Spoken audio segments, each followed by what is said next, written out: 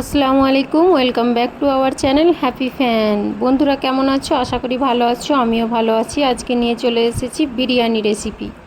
তো চলো কথা না বাড়িয়ে শুরু করা যাক। আমি এখানে বানাবো বিরিয়ানি আর স্যালাড। তো প্রথমে আমি যেটা দরকার, গোশ নিয়েছি। গোশটাকে ভালোভাবে আমি ক্লিন করে নিয়েছি। নিয়ে এটাকে আমি কুকারের মধ্যে আজকে কুকটা করে নিয়ে নিলাম। এর মধ্যে দিয়ে দিলাম উপর থেকে পেঁয়াজ কুচি, দিয়ে দেব টমেটো কুচি,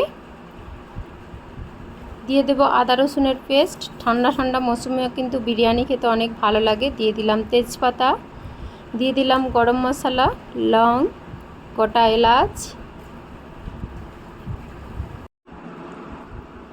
দিয়ে দিলাম নুন, দিয়ে দিলাম হলুদের গুঁড়ো।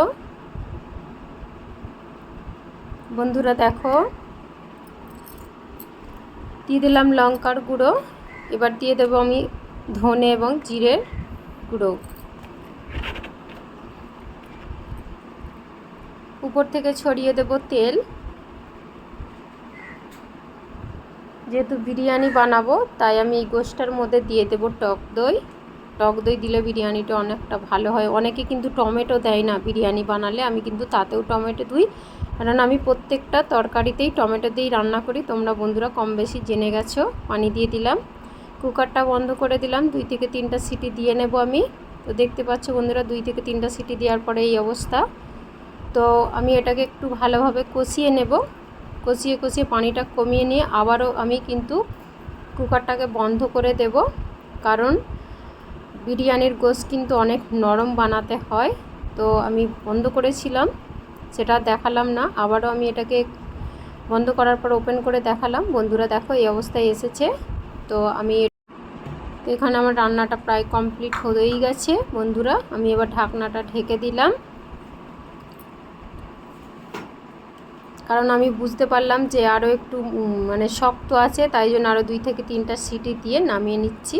এবার ওপেন করে দেখাবো তোমাদেরকে যে গোশটার কি অবস্থা। প্রথমেই বলেছি যে বিরিয়ানির গোশ কিন্তু অনেক নরম বানাতে হয়।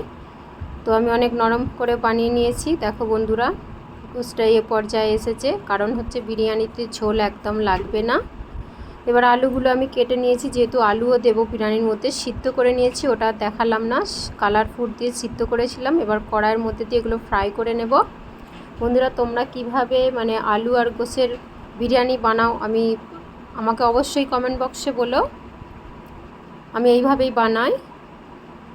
চালটাকে আমি ধুয়ে রেখে দিলাম রেস্টের জন্য। ততক্ষণে এখানে যে বিরিয়ানির উপরে পেঁয়াজগুলো ছড়াতে হবে ওটা আমি ফ্রাই করে নিই। তো হালকা কিন্তু ফ্রাই করব না, এটা ভালোভাবে একদম মুচমুচে করে কিন্তু ফ্রাই করে নেব। ওদিকে আমি পানি বসিয়ে দেব আর ততক্ষণ এটা ফ্রাই করতে থাকবো। তো বন্ধুরা দেখো, এখানে পেঁয়াজটা আমার উল্টে পাল্টে কিন্তু ফ্রাই করা হয়ে এসেছে। এই যে লাল হয়ে গেছে পেঁয়াজটা। এখানে পানি আমি বসিয়েছিলাম, পানির মধ্যে দিয়ে দিলাম আমি তেজপাতা, দিয়ে দেব গরম মশলা। এগুলো দিয়ে আমি পানিটা ফুটতে দেবো। ততক্ষণ ওখানে চালটা ভেজানো আছে, তোমাদেরকে দেখিয়েছি। ওদিকে চালটা ভেজানো থাকবে, এখানে পানিটা গরম করতে হবে। চালটাও ভিজে গেছে, পানিও আমার গরম হয়ে গেছে। এরপর আমি চালগুলো দিয়ে দিলাম। ভাতটা হওয়াটা দেখাবো না, কারণ ভিডিও বেশি বড় করতে চাইছি না। ভাত আমার এখানে কমপ্লিট, আমি নামিয়ে নিলাম। একটু ফ্যানের নিচে দিয়ে দিলাম ঝরঝরে যাতে হয়। আমি একটা পাত্র নিয়ে নিলাম, ওখানে প্রথমে একটু ঘি ছড়িয়ে নিলাম। এর মধ্যে আমি বিরিয়ানিটা সাজিয়ে নিচ্ছি। প্রথমে 1 পাট ভাত দিয়ে দিলাম। বন্ধুরা তোমরা কে কীভাবে ভাত সাজাও সেটা একটু কমেন্ট বক্সে অবশ্যই বলো। 1 পাট ভাত দিয়ে দেওয়ার পরে এখানে আমি মাংসটা যে কষা করে রেখেছিলাম ওটা দিয়ে দেব। এরপর আমি একটা একটা করে উপর থেকে আলু দিয়ে দেব, আলু সাজিয়ে নেব আর কি। আমি কিন্তু এইভাবে বিরিয়ানি সাজিয়ে নিই, অবশ্যই সুন্দর লাগবে কিন্তু বিরিয়ানি সাজাটা। তারপর আবারও আমি এর উপরে ভাত ছড়িয়ে আরও 1 পাট করে নেব। আমি 2 পাটে কিন্তু বিরিয়ানিটা সাজাবো, কারণ যেহেতু ছোট জায়গা। ছড়িয়ে উপর থেকে পেঁয়াজ ভেজে রেখেছিলাম সেটাও দিয়ে দিলাম। উপর থেকে সামান্য দিয়ে দেব আমি ঘি, আর দিয়ে দেব আমি কালারটা যে দেব, কালার ফুড আমি দুধ দিয়ে গুলে রেখেছি, ওটা আর দেখালাম না। উপর থেকে ছড়িয়ে দিলাম, আর উপর থেকে দিয়ে দেবো একটু বিরিয়ানি মশলা। বন্ধুরা তোমরা কেমনভাবে করো অবশ্যই কিন্তু কমেন্ট বক্সে জানিও। আমার বিরিয়ানি সাজাটা কেমন হয়েছে অবশ্যই বলো।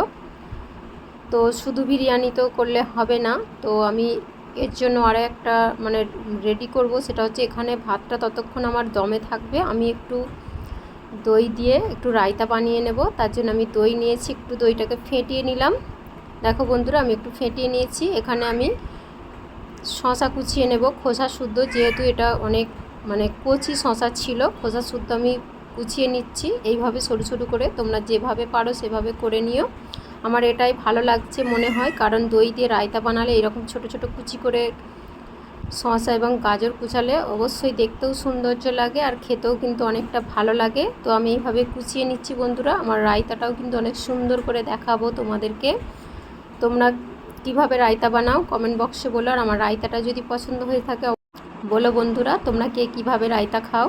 উপর থেকে ছড়িয়ে দিলাম আমি কারি পাতা, একটু বাস হবে, আর দিয়ে দিলাম ধনে পাতা কুচি, আর দিয়ে দেবো কাঁচা লঙ্কা কুচি, আর দিয়ে দিলাম একটু চাট মশলা আর একটু লবণ, আর হালকা করে আমি দিলাম পেঁয়াজ কুচি, কারণ কাঁচা পেঁয়াজ খুব একটা পছন্দ করি না, তোমরা সবাই জানো, আগের ভিডিওতে বলেছি। দেখো বন্ধুরা, রায়তাটাও কিন্তু অনেক সুন্দরভাবে আমি বানিয়েছি। এটা খেতে কিন্তু অনেক টেস্টি আর মজাদার লাগবে। এই মানে গরমের সময় যদি বিরিয়ানি বা ঠান্ডার সময় বিরিয়ানি যাই হোক না কেন, বিরিয়ানির সঙ্গে কিন্তু রায়তাটা না হলে কিন্তু একদম মানায় না। তো বন্ধুরা, তোমরাও কিন্তু এইভাবে রায়তা বানিয়ে নিও, দেখো কতটা সুন্দর হয়েছে, আর খেতেও কিন্তু অনেক মজা লাগবে বিরিয়ানির সঙ্গে। দেখো বন্ধুরা, দেখে মানে জিভে জল এসে যাবে, শুধু রায়তাটাই মনে হয় যে খেয়ে নিই।